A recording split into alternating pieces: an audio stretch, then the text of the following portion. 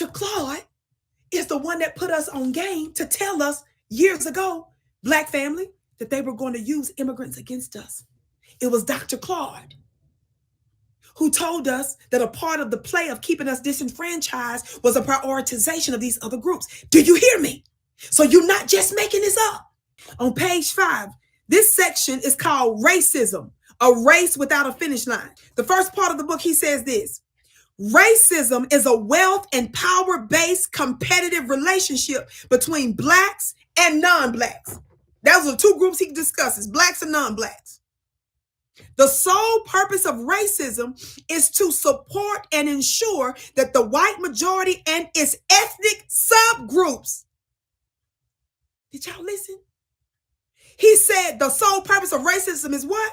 To support and ensure that the white majority and its ethnic subgroups continue to dominate and use Blacks as a means to produce wealth and power.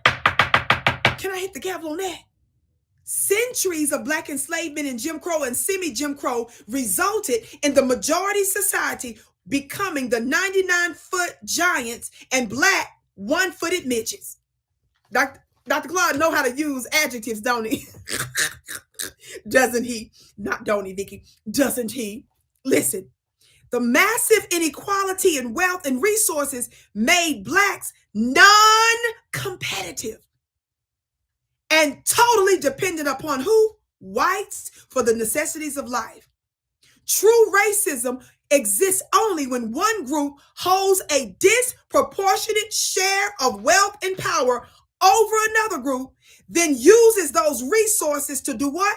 Marginalize, exploit, exclude, and subordinate the weaker groups. In America, it is whites who use wealth and power to marginalize, exploit, and subordinate whites.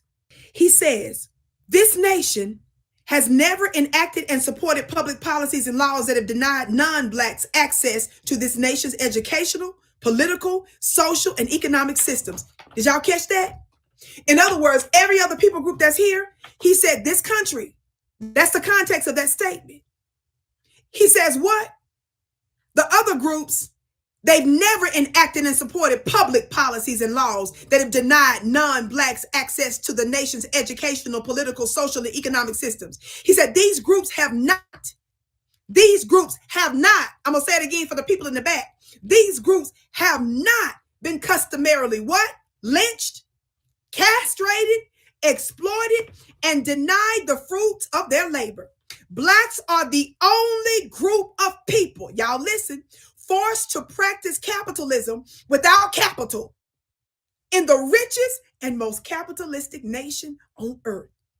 These facts, coupled with the majority society's total unwillingness to approve corrective action and reparations for the descendants of Black slaves, reveal the true nature of racism against Black people. The last part, racism and other legacies of slavery predetermine the success of Black Americans as a group.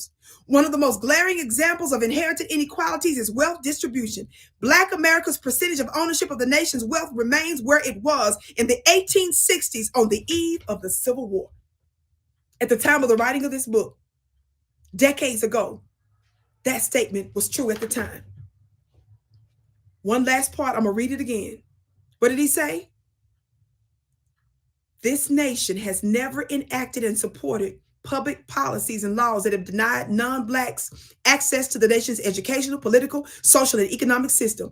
These groups, and y'all don't you ever forget this, and this is what separates us from everybody else, and this is why we refuse to be lumped in with everybody else.